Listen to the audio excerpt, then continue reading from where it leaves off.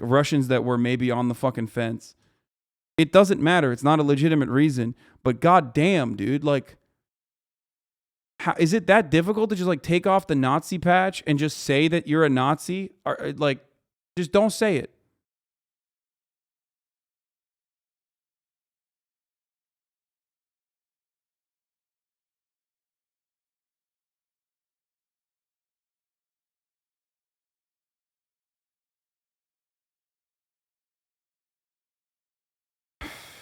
What? Statement by the UCC president on Russian sanctions? Ottawa, national president of the Ukrainian Canadian Congress, issued the following statement in response to being sanctioned by Russia together with much of the leadership of the UCC and Ukrainian Canadian community. LOL.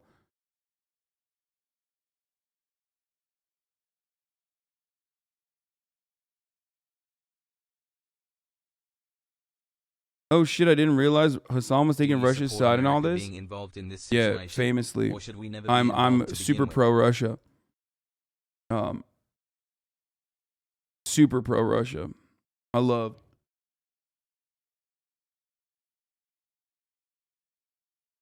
it.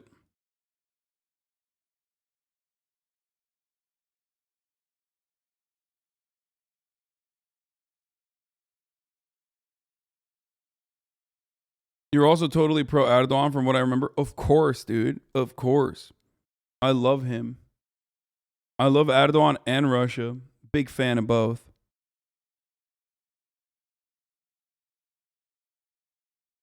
The only reason why I'm a fan of both is because they're not America. I just hate America. By the way, that's what my haters unironically believe. Like, they think I'm just like anti-America across the board, which I am in most circumstances because, you know, come on, for good reason. And that I'm also pro whoever is against America. Like, that's literally what they think. Anyway, here's the $800 million assistance package that we're sending into Ukraine. 800 Stinger anti-aircraft systems, 2,000 Javelin, 1,000 light anti-armor weapons. I think the 1,000 light anti-armor weapons are the Switchblade drones that we were talking about, that we showed you earlier. The 6,000 AT-4 anti-armor systems, 100 tactical unmanned aerial systems, 100 grenade launchers, 5,000 rifles, 1,000 pistols, 400 machine guns, and 400 shotguns. Over 20 million rounds of small arms and ammunition and grenade launcher and mortar rounds. Guys, don't make fucking jokes about like what I don't believe because like people probably... I probably shouldn't do this because people 100% like clip that shit and then use it against me as they do time and time again. So let's just not even do that. Okay?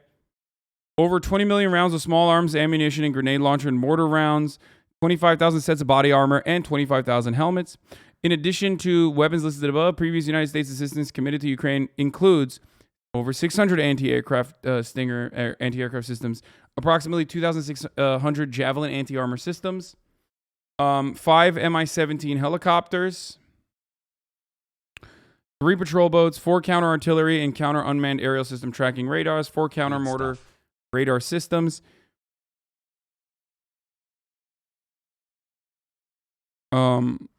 yada, yada, yada, shotguns, machine guns, 40 million rounds, 70 high-mobility, multi-purpose wheeled vehicles. This is why I say, like, Ukrainian sovereignty and Ukrainian wishes absolutely, completely rely on how much Americans and other NATO nations are willing to give to Ukraine. And even then, there is unfortunately a expiration date on Ukraine's possible. Ukraine and Russia again? Feels like we I mean, I don't even know if they're ever going to be able to do this, but like Ukraine's possible liberation from Russian involvement. Okay? You get it?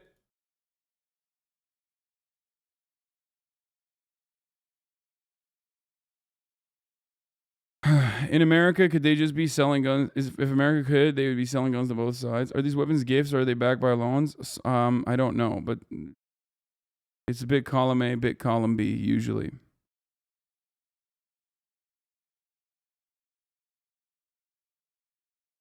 It's not sovereignty if you're beholden to American capital. When has the United States ever freed anyone? Yeah, I mean, yeah. I mean, this is like, in some ways, this is worse than Afghanistan. I don't know if we gave this many weapons to Afghanistan. I don't think we gave this many weapons to Afghanistan. And look what happened in Afghanistan. Okay?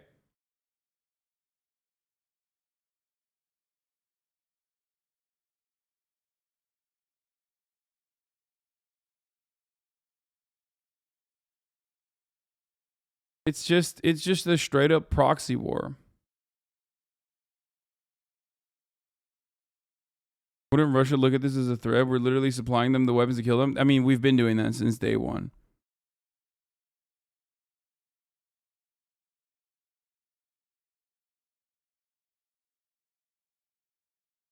Dude, completely different cultures. Dude, please stop. Stop. Don't do this, okay? There is no, like... Let's keep IT going, Just please, just keep your racism to yourselves, okay? No, dude, different culture. Like, Ukrainians can't be fucking... Ukrainians are they're going to know how to fucking use the guns appropriately. Like, human beings are the same regardless of their fucking culture. I need you to understand this, okay? So, like, Ukrainian or an Afghan person doesn't change the reality that, like, they're still have more guns in the hands of everyone is going to be ultimately worse overall. I mean, think about it. If you think like, oh, different cultures, like if you have an attitude like that, then you probably think the American whites are really just, better than everybody else. But look at how fucking little resistance we have, or how little, not resistance, sorry, how little we demonstrate our capabilities in holding back when we have guns everywhere.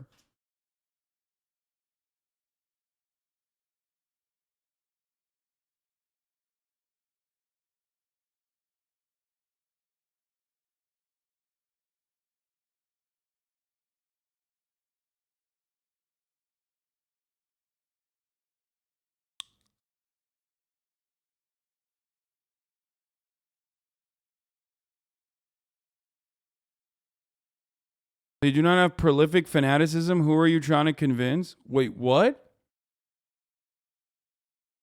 The Mujahideen, comprised of both moderate forces and also fundamentalists. The fundamentalist ones, we literally fucking beefed up and used as the number one fighters against the USSR. It is almost... It is almost... Shut the fuck up!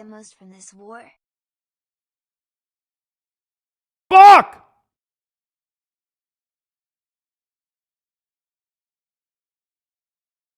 God damn it, dude.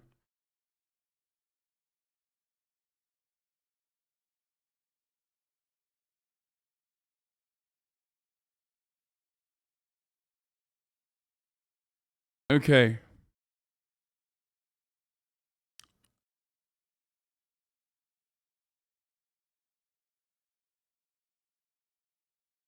I forgot where the fuck I was at. Oh, who am I trying to convince? Yeah, the Azov battalion or the Ukrainian territorial defenses that are being mounted are a 1-to-1 comparison with the Mujahideen. Like, literally, 1-to-1. You have the moderate northern Afghan coalition, okay, that was literally anti-Taliban, that was also a part of the Mujahideen. And then you had the other side of the Mujahideen, which turned into the Taliban. The Azov battalion being the Taliban. Azov battalion, 2,000 man, Omega Lol is such a fucking idiotic concept. Please stop doing this. Please stop saying it's just 1%, okay? That's where it fucking starts.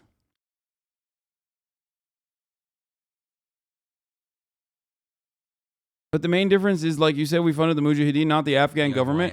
Wait, with two shitty countries wait. Going at it? What do you think happened? Yeah, we funded the Mujahideen, not the Afghan government. Exactly. Exactly. Who is the Afghan government now? Who was the Afghan government in the aftermath of the Afghan civil war?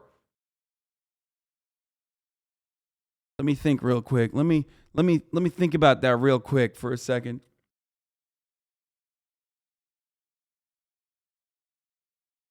The Taliban, motherfucker, that's who? What do you mean? If you get fucking invaded, then your country is going to become fucking far right. Understandably, you're gonna have nationalistic fervor.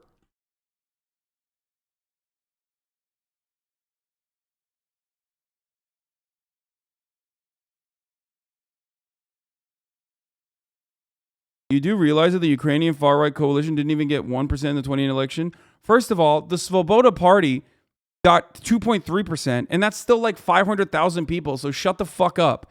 Okay. Secondly, you could say there are more Nazis in Germany in the AfD, which is also true. Okay. And lastly, you like I've heard all of these talking points. It doesn't matter. We're the ones who are giving them money and giving them legitimacy. Okay. So you're stupid. You're so stupid. Voter turnout is not like immediate representation, okay?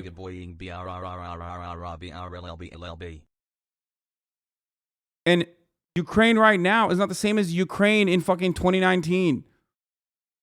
I am saying that Russia is responsible for the rise in nationalism that is going to inevitably happen in Ukraine and is happening right now.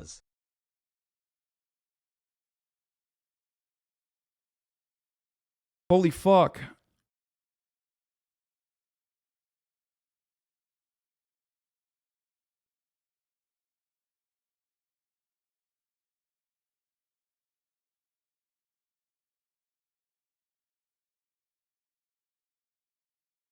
Can't possibly think this genuinely. Many of the exact same people who are heavily involved in Mujahideen have no relation to the Taliban. What the fuck, Azan? What?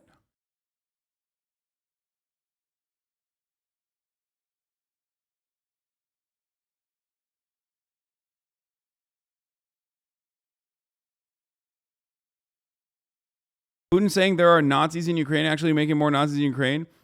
No, Putin saying there are Nazis in Ukraine is inconsequential. Putin going into Ukraine and invading Ukraine will make more Nazis, though, in Ukraine. You are talking about a country that you cannot comprehend. We're talking about a country whose history you have not understood, you have never even looked into. You're talking about a country where more than half the country went and fought the Nazis, and then the other half stayed behind and collaborated with the fucking Nazis and executed 1.6 million Ukrainian Jews. The leader of the Ukrainian nationalist forces that collaborated with the Nazis because he thought that the Nazis would offer them a sovereign Ukrainian state, who is a famous nationalist, Stefan Bandera, 5'4", by the way, okay, was given a fucking medal in like, when was it? It was like a couple years ago, like not way before the Zelensky and Poroshenko, like before all of that. But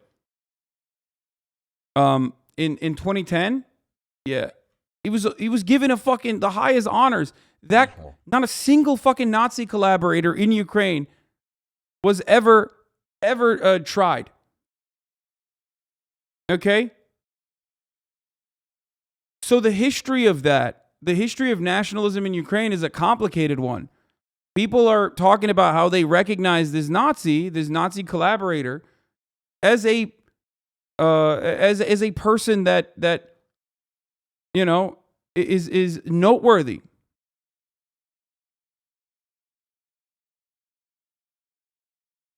Yeah, they only revoked the medal due to technical reasons. And those technical reasons was that technically he wasn't a Ukrainian citizen, so he couldn't have it.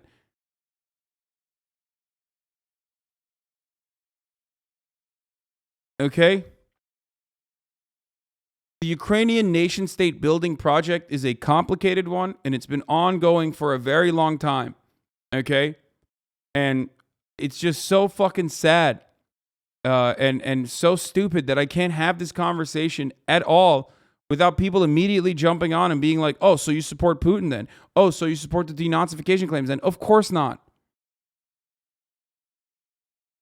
Yeah, I told you they withdrew the medal because he wasn't technically Ukrainian.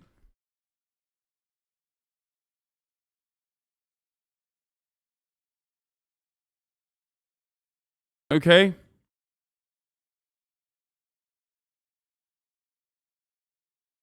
Nationalism can be seen as an emancipatory tool. And is. Like in the Haitian Revolution. Okay? And then you have nationalism when you are already a nation state.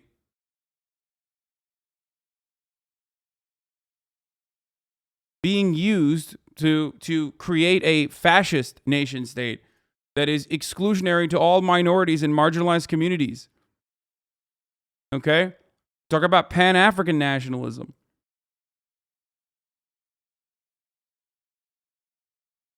The point is, a lot of these dudes are just not good. They're just straight up not good. I'm sorry. Like the Azov Battalion dudes, they're not good.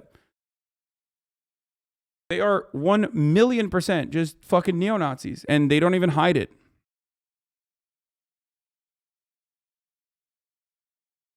But because Russia is the irredentist or imperialist global territorial, territorial superpower at their fucking doorstep,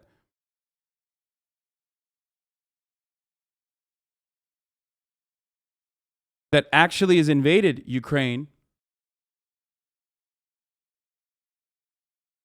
it goes between the boundaries of acceptability. But a lot of those Azov Battalion dudes are not good dudes, okay? They're just not. They're straight up fucking neo-Nazis. They are football hooligans that turned into security contractors for Ukrainian oligarchs that have no fucking restraint with respect to using violence on civilians that are Ukrainian and Russian civilians as well. Historically speaking, both NATO and the United States of America and even fucking Russia uses the Wagner private military contractors, right? Always, historically speaking, every superpower has utilized the most reactionary forces as their fucking knife to wield, okay? Because those guys are willing to do the bad shit. Those guys are willing to do the worst shit possible. And after you're done using them, they become the established authority. Nazism and Nazi this, but tell your Nazi mods that they need to take jokes. They're sensitive little shits. Shut the fuck up.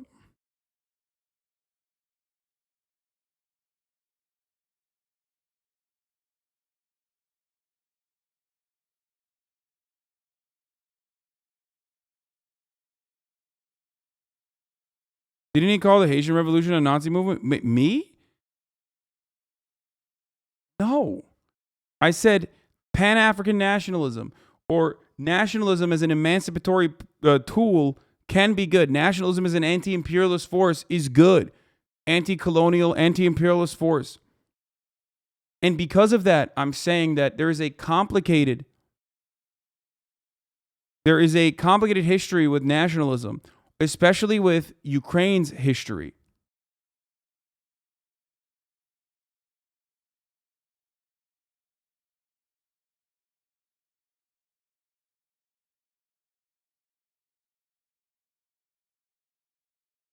I absolutely think it's justified, but it's so scary the entire world basically canceled an entire country. Wait, what? Dude, you don't get it. They voted out their old Nazi ways and corruption by getting Zelensky in. Okay, I can't tell if you're being sarcastic or not. Because Zelensky himself is still very corrupt.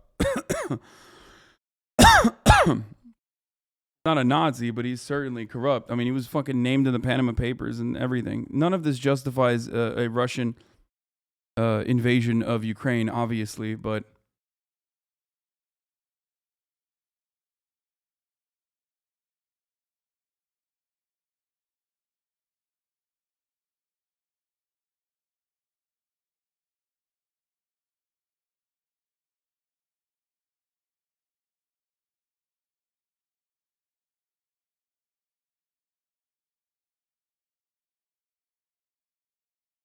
by this logic, you could not arm any country under attack because it almost surely has Nazis in his army. First of all, if it were up to me, it'd be fucking awesome. Yes, demilitarize the entire planet.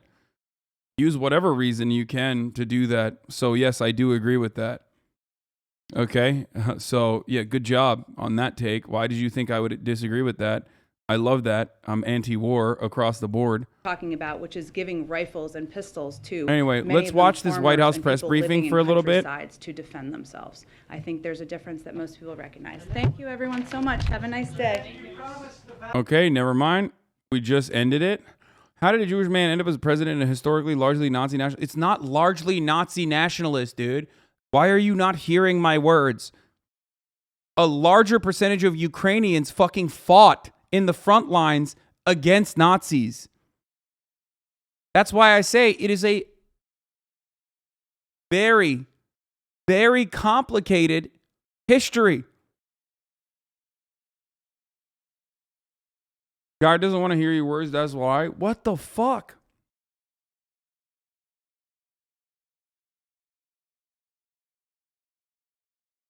Also, I mean, you did say 50-50 earlier, so I get the confusion. No, that's not what I said. I quite literally said a larger percentage. I used exactly these words.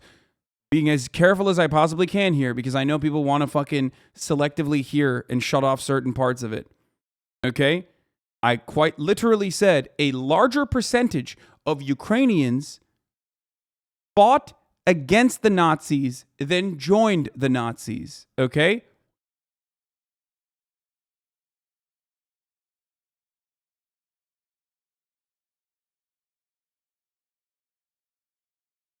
But to people saying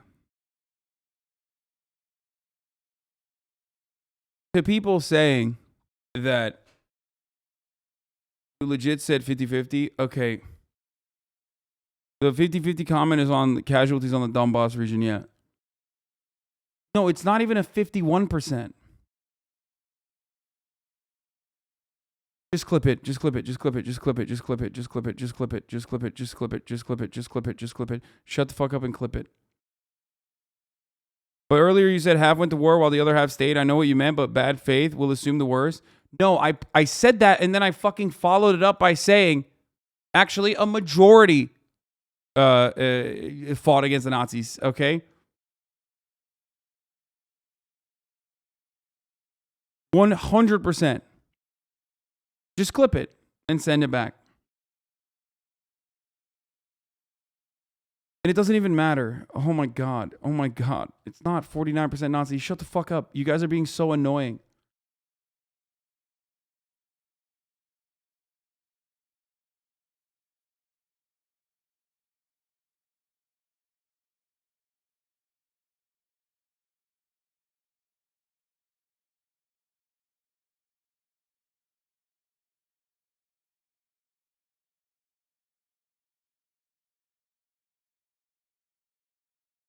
Our conversation proves Felix's point that Americans really don't know anything about World War II, especially in Eastern Europe. Lamau. Yeah.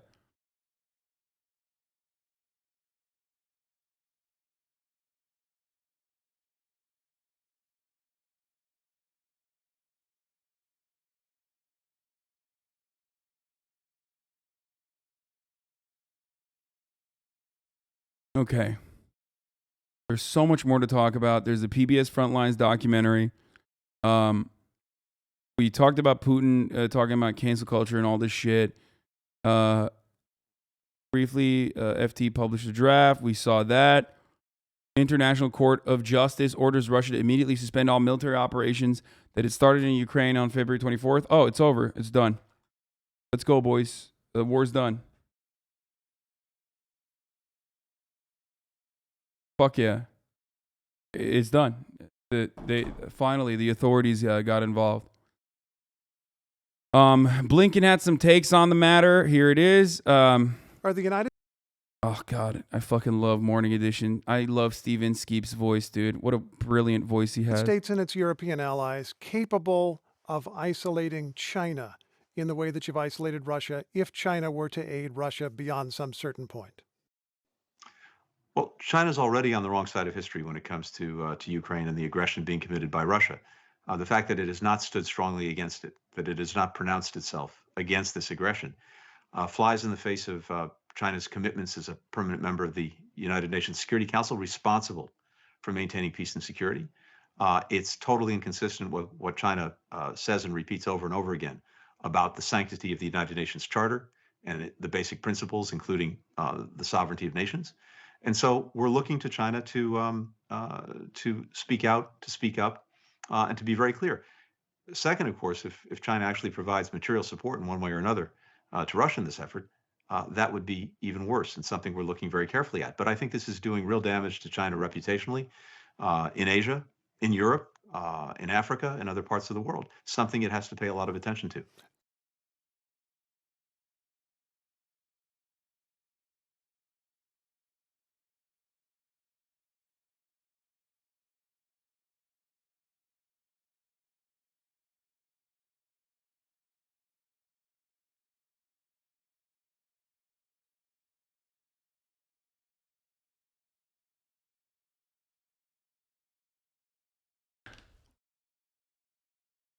Okay. Cities. Frustrated by its efforts to swiftly take Ukrainian cities, Russia has resorted to the missile and artillery strikes. What does Blinken have to say about that? Do we need to be prepared for the reality of the continued destruction of Ukrainian cities?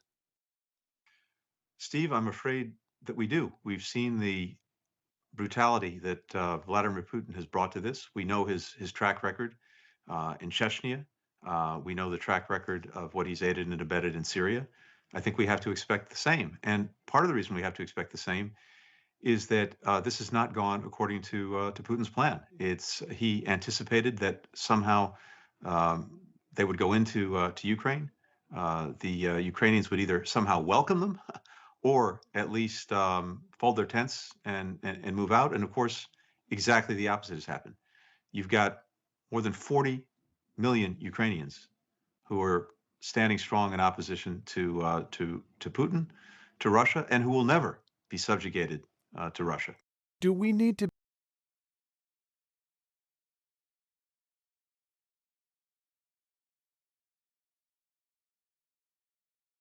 Some have responded to the story by saying, in effect, irreversible. Putin's Russia could never be trusted not to try again. If that's the case, then you may have your answer to when the sanctions will be lifted. Yeah. Great. Okay, so never. Got it. So there's no reason to fucking try and solve this diplomatically. Okay, cool. Just allow Putin to kill more Ukrainians. Totally. It seems like a good idea.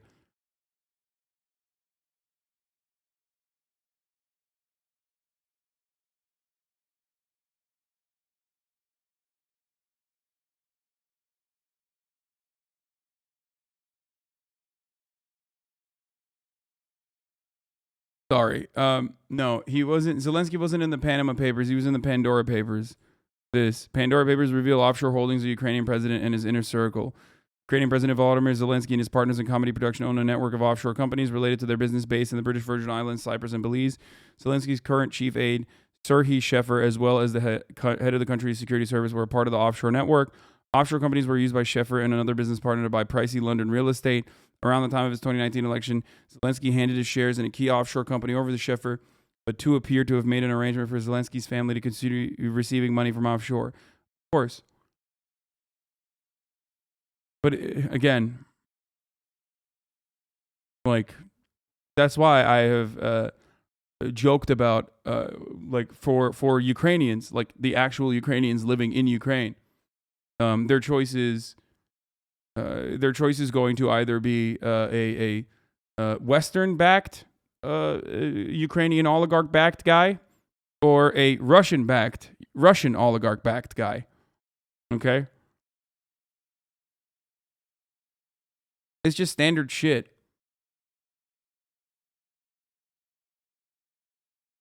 What in this is different from any U.S. politician? It's not. But I criticize U.S. politicians all the fucking time and say it's fucking disgusting. And then people don't turn around and say, oh, you hate America. Well, actually, they do say that. And then I say, yes, I do. So there is that too.